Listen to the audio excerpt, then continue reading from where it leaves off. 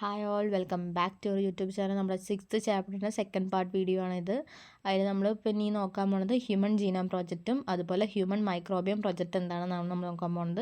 Human genome production എന്ന് പറഞ്ഞു കഴിഞ്ഞാൽ ഒരു ഇൻ്റർനാഷണൽ പ്രൊജക്റ്റ് 1990 മുതൽ 2003 ഇടയിൽ നടത്തിയ ഒരു ഇൻ്റർനാഷണൽ പ്രൊജക്റ്റാണ് ഹ്യൂമൻ ജീനോം പ്രൊജക്റ്റ്.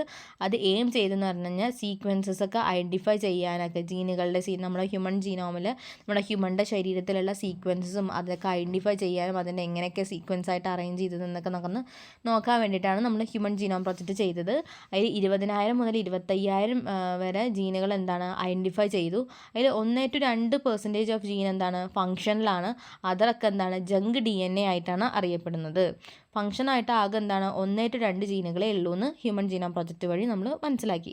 ഇനി ഹ്യൂമൻ മൈക്രോബിയം പ്രോജക്റ്റ് 2007 കണ്ടക്ട് ചെയ്തിട്ടുള്ള ഹ്യൂമൻ മൈക്രോബിയം പ്രോജക്റ്റ് എന്ന് പറഞ്ഞു കഴിഞ്ഞാൽ നമ്മുടെ ലിവിങ് ആയിട്ടുള്ള മൈക്രോ ഓർഗാനിസം, ഹ്യൂമൻ ബോഡിയിൽ കാണുന്ന ലിവിങ് ആയിട്ടുള്ള മൈക്രോ ഓർഗാനിസത്തിനെ പറ്റിയിട്ടാണ് സ്റ്റഡീസ് നടത്തിയത്.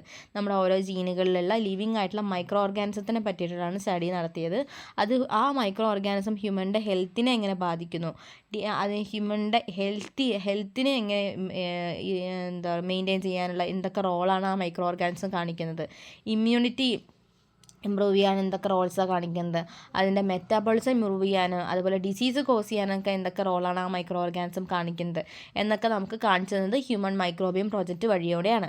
ഇനി നമുക്ക് മെയിൻ കോൺസെപ്റ്റ് ആയിട്ടുള്ള gene mapping, genetic therapy, genetic modified organism എന്താ, DNA ഫിംഗർ പ്രിൻറ്റിങ് എന്താ, എങ്ങനെയൊക്കെയാണ് ആർട്ടിഫിഷ്യൽ ഇൻ്റലിജൻസിൻ്റെ ആപ്ലിക്കേഷൻസ്, പിന്നെ നമ്മുടെ AI ടെക്നോളജീസ് ഒക്കെ എന്തൊക്കെയാണ്, അതൊക്കെയാണ് നമുക്ക് മെയിനായിട്ട് നോക്കാൻ പോകുന്നത്. ജീൻ മാപ്പിംഗ് എന്ന് പറഞ്ഞു കഴിഞ്ഞാൽ technology for identifying the position and location ഒരു ക്രോമസോമിൽ ആ ജീനുകളുടെ പൊസിഷനും ലൊക്കേഷനും അതെവിടെയാണ് ഇരിക്കുന്നത്, നമ്മുടെ ഹ്യൂമൻ ജീനോം പ്രൊജക്റ്റ് യൂസ് ചെയ്തിട്ട് ആ ഒരു DNA അല്ലെങ്കിൽ ആ ജീന് എവിടെയാണ് അതിൻ്റെ ലൊക്കേഷൻ എന്ന് ഐഡൻറ്റിഫൈ ചെയ്യാൻ ഉപയോഗിക്കുന്നതാണ് ജീൻ മാപ്പിംഗ്. ഇനി ജീൻ തെറാപ്പി എന്ന് പറഞ്ഞാൽ സ്റ്റെം സെൽ തെറാപ്പി എന്നൊക്കെ പറയാം. എന്ന് വെച്ച് കഴിഞ്ഞാൽ നമുക്ക് മറ്റേ ഡിസീസ്, സിക്കിൾ സെൽ അനീമിയ അങ്ങനത്തെയുള്ള അസുഖങ്ങളെ ട്രീറ്റ് ചെയ്യാൻ വേണ്ടിയിട്ട് ജീൻ തെറാപ്പി നടക്കുക, അല്ലെങ്കിൽ സ്റ്റെം സെൽ തെറാപ്പി എന്ന് പറയുന്നു.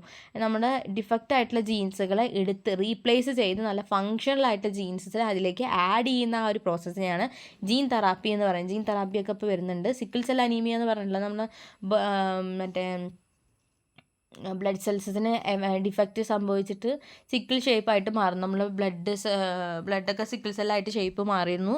അപ്പോൾ അതിനെ റീപ്ലേസ് ചെയ്തിട്ട് അവിടെ ഡിഫക്റ്റ് ആയതിനെ റിമൂവ് ചെയ്തിട്ട് നല്ല എഫക്റ്റീവ് ആയിട്ടുള്ള ഫങ്ഷണലായിട്ടുള്ള ജീനുകൾ അവിടെ റീപ്ലേസ് ചെയ്യുന്നതിനെയാണ് ജീൻ തെറാപ്പി എന്ന് പറയുന്നത്. ജനറ്റിക്കലി മോഡിഫൈഡ് ഓർഗാനിസം എന്ന് പറഞ്ഞു കഴിഞ്ഞാൽ പ്ലാന്റ്സ്, എനിമൽസ്, മൈക്രോ ഓർഗാനിസം, അതിൻ്റെയൊക്കെ ജനറ്റിക് എഞ്ചിനീയറിംഗ് വഴി അതിൻ്റെയൊക്കെ പെർഫോമൻസ് ഒന്നും കൂടി അൾട്ടർ ചെയ്യുന്ന ഒരു പ്രോസസ്സാണ് ജനറ്റിക്കലി മോഡിഫൈഡ് ഓർഗാനിസം എന്ന് പറയുന്നത്. അതെന്ന് വെച്ചാൽ പെസ്റ്റ് റെസിസ്റ്റൻറ്റ് BT കോട്ടൺ അങ്ങനെ ഉണ്ടാക്കിയതാണ്. പിന്നെ ന്യൂട്രിയൻ എൻറിച്ച്ഡ് ആയിട്ടുള്ള ഗോൾഡൻ റൈസ് അങ്ങനെ ഉണ്ടാക്കിയതാണ്. ഹൈലി പ്രൊഡക്റ്റീവ് സാൽമൺ ഫിഷ് അങ്ങനെ ഉണ്ടാക്കിയതാണ്. വേസ്റ്റ് ഡിപ്പോസിങ് സ്യൂഡോമോൺസ് പുറ്റീഡിയ അങ്ങനെ ഉണ്ടാക്കിയതാണ്. പിന്നെ ഇൻസുലിൻ പ്രൊഡ്യൂസിങ് ഈക്കോളൈ അങ്ങനെ ഉണ്ടാക്കിയതാണ്. പിന്നെ ഹൈലി ഫിക്സിങ് റൈസോബിയം അതൊക്കെ എന്താണ് ജനറ്റിക്കലി മോഡിഫൈഡ് ആയിട്ടുള്ള ഓർഗാനിസമാണ്. പിന്നെ അതുപോലെ റീകോമ്പിനേഷനൊക്കെ നടത്തി ജനറ്റിക്കലി റീകോമ്പിനൻ്റ് ആയിട്ട് മാറുന്നു.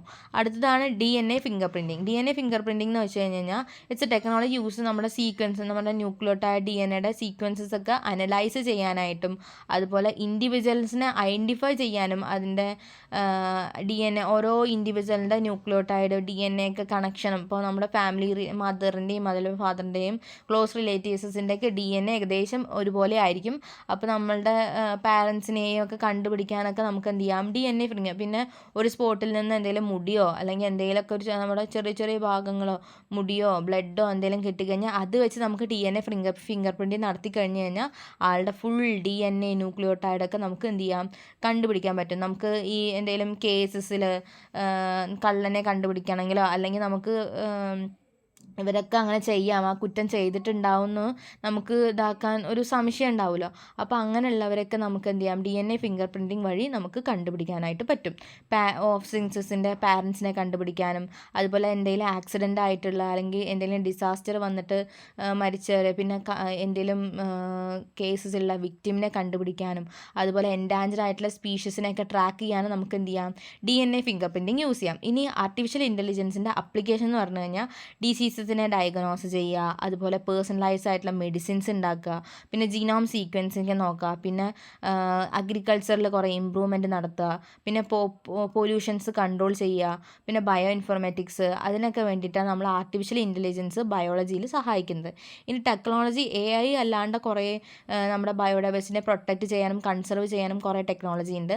അതിൻ്റെ പേരാണ് വൈൽഡ് ലൈഫ് ട്രാക്കിംഗ് സെൻസർ, പിന്നെ global biodiversity data sensor, cryo preservation, നമുക്ക് വേണ്ട മൈക്രോബ്സിനെയൊക്കെ പ്രിസർവ് ചെയ്യാതെ വെക്കാനാണ് ക്രയോ പ്രിസർവേഷൻ, പിന്നെ ബയോ റെമഡിയേഷൻ, മൈക്രോ ഓർഗാനിസംസും പ്ലാന്റ്സിലൊക്കെ യൂസ് ചെയ്യുന്നതാണ് ബയോ റെമഡിയേഷൻ. ഇതൊക്കെയാണ് നമ്മുടെ AI അല്ലാത്ത കുറേ ആർട്ടിഫിഷ്യലായിട്ട് വേറെയുള്ള ടെക്നോളജി നമ്മുടെ ബയോഡൈവേഴ്സിറ്റിനെ കൺസർവ് ചെയ്യാനും പ്രൊട്ടക്റ്റ് ചെയ്യാനും. അതർ ദാൻ ടെക്നോളജീസ് എന്ന് പറഞ്ഞു കഴിഞ്ഞാൽ ഏതൊക്കെയാണ്? Global biodiversity data sensor, cryo preservation, പിന്നെ വൈൽഡ് ലൈഫ് ട്രാക്കിംഗ് സെൻസേഴ്സ്. അതൊക്കെ എന്താണ്?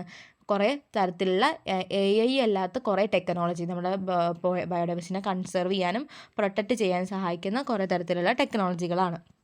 നമ്മുടെ ലാസ്റ്റ് ചാപ്റ്ററും കഴിഞ്ഞു. അപ്പോൾ നമ്മൾ ഇതിൻ്റെ മുന്നത്തുള്ള എല്ലാ ചാപ്റ്ററിൻ്റെയും വീഡിയോസ് ഇട്ടിട്ടുണ്ട്.